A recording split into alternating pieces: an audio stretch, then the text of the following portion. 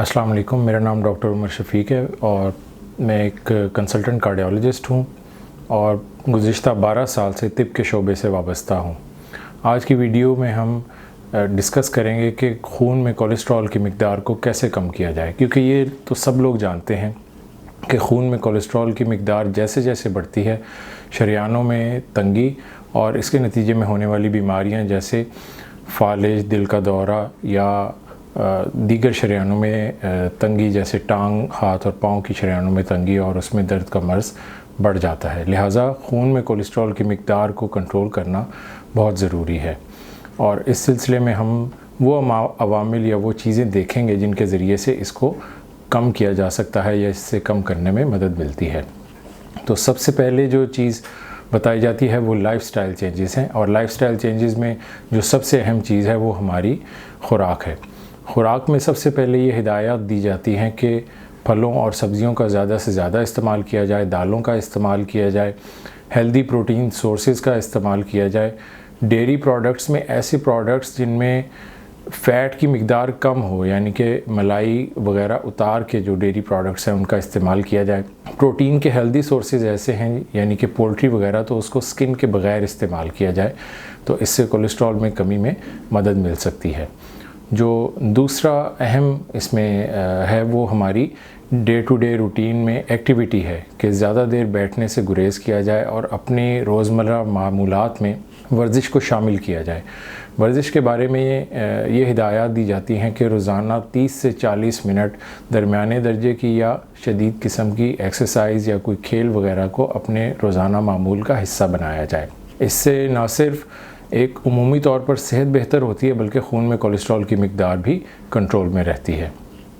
तीसरे नंबर पर जो बताया जाता है वो ये है कि जो अपना वज़न है या जो वेस्ट सर्कमफ्रेंस यानी कि बेल्ट का जो साइज़ है उसको कंट्रोल किया जाए। जो लोग नॉर्मल वेट के हैं वो ग़िज़ाई अवामिल और वर्जिश के ज़रिए अपना वज़न कंट्रोल रखें और जिन लोगों का वज़न ज़्यादा है वो वर्जिश और कैलोरिक रिस्ट्रिक्शन के ज़रिए यानी कि ख़ुराक में कैलोरीज़ की मिक़दार को कंट्रोल करके अपना वज़न नॉर्मल रेंज में लेकर आएँ। इसके साथ ही एक चीज़ का ज़िमनी ज़िक्र करते हैं जो कि मेटाबॉलिक सिंड्रोम है। मेटाबॉलिक सिंड्रोम में 5 चीज़ें हैं, यानी कि अगर आपका ब्लड प्रेशर बढ़ा हुआ हो, फास्टिंग ग्लूकोज़ बढ़ी हो, HDL की मिक़दार कम हो खून में, ट्राइग्लिसराइड की मिक़दार ज़्यादा हो और वेस्ट सर्कमफ्रेंस ज़्यादा हो। ये यहाँ पर बयान करना इसलिए ज़रूरी है क्योंकि ये वो लोग हैं जो ख़ास तौर पर खून में कोलेस्ट्रॉल की ज़्यादती की तरफ इनका रुझान ज़्यादा होता है। ये लोग दिल की बीमारियों का, शरियानों की बीमारियों का, फालिज का ज़्यादा शिकार होते हैं। लिहाजा इन अवामिल को कंट्रोल, अगर इस मेटाबॉलिक सिंड्रोम से बचा जाए तो ओवरऑल हेल्थ और सर्वाइवल में मदद मिलती है। इन चीज़ों के अलावा फिर कुछ दवाएं हैं जिनके ज़रिए से हम खून में कोलेस्ट्रॉल की मिक़दार को कंट्रोल करते हैं। उन दवाओं में सबसे अहम और सबसे ज़्यादा इस्तेमाल की जाने वाली दवाइयाँ एटोरवास्टैटिन, रोज़ुवास्टैटिन यानी कि स्टैटिन ग्रुप की अद्वियात हैं। इन अद्वियात का इस्तेमाल जो है वो 2 सूरतों में किया जा सकता है। ऐसे लोग हैं जिन्हें अभी तक कोई शरियानों का मर्ज़ नहीं हुआ यानी कि प्राइमरी प्रिवेंशन में।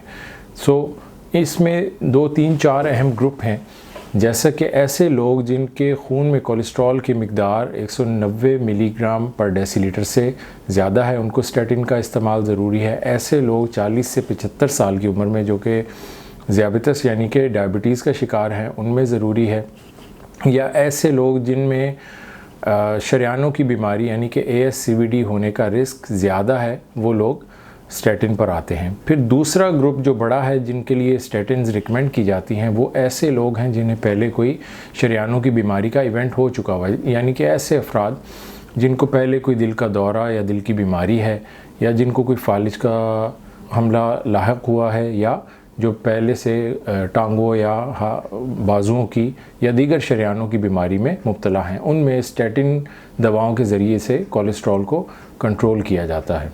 जदीद तरीन तहकीक ये बात साबित करती है कि कोलेस्ट्रॉल यानी कि ख़ास तौर पर जो बैड कोलेस्ट्रॉल जिसे LDL कोलेस्ट्रॉल कहा जाता है कि इसकी मिक़दार जितनी भी कम कर ली जाए उसका ज़्यादा से ज़्यादा फ़ायदा है, यानी कि जो बेनिफिट है वो एक लीनियर रिलेशन में है एज़ रिलेटेड टू कोलेस्ट्रॉल। जितना कोलेस्ट्रॉल कम होगा उतना ही इंसान बीमारियों से, दिल के दौरे से, फालिज वगैरह से महफूज रहेगा।